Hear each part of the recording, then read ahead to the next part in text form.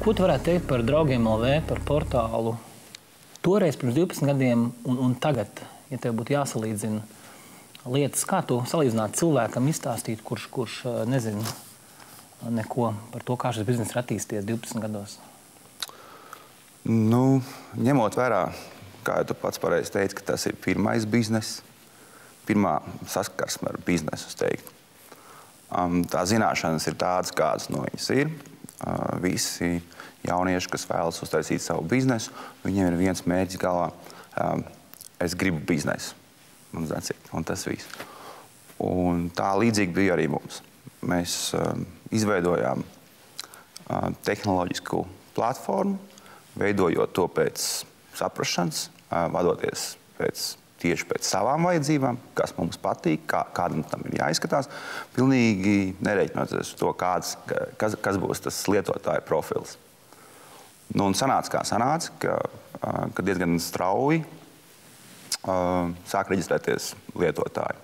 Un bija skaidrs, vienā mirklī pavisam skaidrs, ka jā, šis kļūs kā bizness, neskatoties to, ka pirms tā mums ir bijuši ļoti daudz mēģinājumu un ļoti daudz neveiksmes. Mēs sapratām, šis ir aizgājis.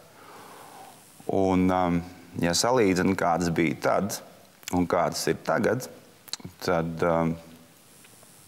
tu droši vien pat no tehniskā izpildījuma tur ir skaidrs. Mēs šeit tad redzam sociālajos tīklos, kā pavīdi, tādi viņi izskatījās tad un tādi viņi izskatījās tad. Un vienmēr skatoties uz šīm pagātnes bildēm, mums saraujās smaids sejā, jo liekas tik naivi un tik nepietiekami tas toreiz tā bija. Attiecībām uz klientiem, uz mūsu lietotājiem, attiecībā uz pašiem, uz sevi, uz kolēģiem. Mums lietotāji mēdz pārmest, ka mēs esam gan augstprātīgi. Mēs viņos neklausāmies, mēs darām tās lietas tā, kā mēs darām. Viņi grib mūs uzrunāt, bet mēs viņus nesadzirdam. Mainījies ir tas, ka kaut kurā brīdī mēs sapratām, ka